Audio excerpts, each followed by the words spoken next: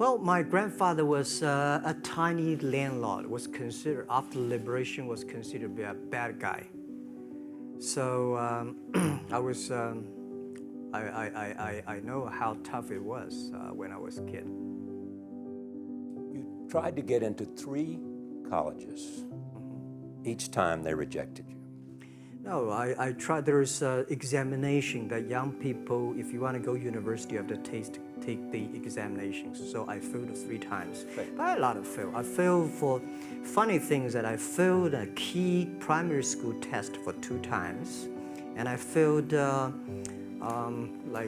3 times for the middle schools, and.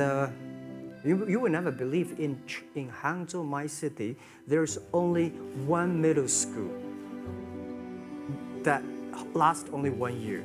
It was changed from primary school, middle school, because our graduates of our school, no middle school accept us because we were too bad. They will become a middle school. What effect did it have, though, being rejected? Well, I think we have to get used to it. We're not that good. Even today, we still have a lot of people reject us. I think when I graduated from universities, and before for 3 years I tried to fill in the universities. So I applied jobs for 30 times, got rejected. I went for a police, they said, no, you're not good. I went to even the KFC. When KFC came to China, come to my city, 24 people went for the job. 23 people were accepted. I was the only one guy. And we went for police. 5 people, 4 of them accepted. I was the only guy that I received it. So to me, being turned down, rejected. Oh, by the way, I told you that I applied for Harvard for 10 times, rejected. I know I'll be rejected. I just want to say that. Yeah, sorry now. 10 times you wrote them and said, I'd like to come to Harvard. Yeah. And then I told myself, someday I should go teach there, baby.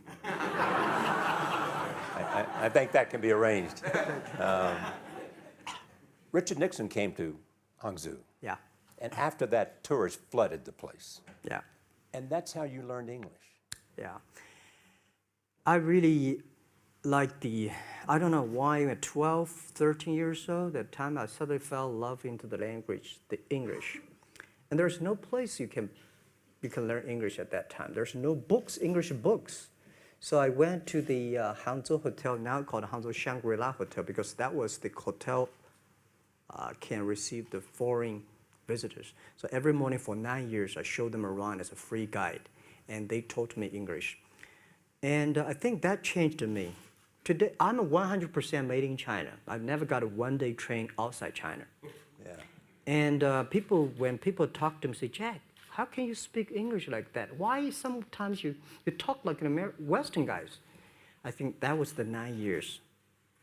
These Western tourists opened my mind, because everything they told me are so different from the things I learned from the schools and from my parents. So now I have a habit. Whatever I see, whatever I read, I use my mind. Think about for 2 minutes. Is that how Ma Jun became Jack Ma? Actually, Jack, the name was given by a lady in tennis. She's a tourist. She came here and she said, came to Hangzhou. We become a pen friends. Ma Ring is so difficult to pronounce. So she said, do you have an English name? I said, don't. So can you give me an English name? She said, okay. She said, my father called it Jack. My husband called Jack. What do you think about Jack? I said, good. So I've been using that for that many years. Yeah. First visit to America, 1995? 1995, yeah. I would come here for a project helping the local government to building up a highway. And you tried the internet. I tried the internet in Seattle, and in a building called the U.S. Bank. I don't know whether the U.S. Bank is still there or not, but it's a building. And my friend opened a small office, which is like only 10% bigger than this room. And there are a lot of computers in there. And he said, Jack, this is internet. I asked, what is internet? He said, search whatever you want. At that time, they used Mosaic, very slow, right? Yeah. And I said, I don't use it. I don't want to type because computer is so expensive in China. If I destroy it, yes, I cannot pay. He said, just to search it. So I searched the first word, beer. I don't know why, because it's easy to spell, baby.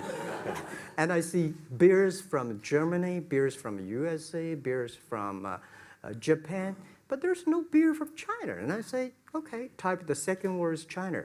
No data. Nothing. Nothing. And I said, 1995. 1995, no data about China. So I talked to my friend, why not make something about China? So we made a small, very ugly looking page called China. It's something like I did a translation agency, we listed on there. It was so shocking. We launched at 9:40 in the morning. 12:30, I got a phone call from my friend. He said, Jack, you got 5 emails. I said, what is email? And they say, these are the things. So people so excited. Where are you? This is the first time I see a Chinese website on that. How can we can we do something together? So I think this is something interesting. So we should do it. Why did you call it Alibaba? Alibaba? Well, when I started, I think internet is global. We should have a global name. And a name that, interesting, like at that time, the best name is Yahoo. Right, so I've been thinking for many days, suddenly think Alibaba is a good name. So I happened to be in San Francisco that day. I have a lunch, and the waitress come. I asked her, do you know about Alibaba? She said, yes. I said, what is Alibaba? She said, Open Sesame. Good. So I went on the street, asked about 10, 20 people. They all know about Alibaba, 40 Thieves, and Open Sesame. And I think this is a good name. And start with A. Whatever you talk about, Alibaba is always top.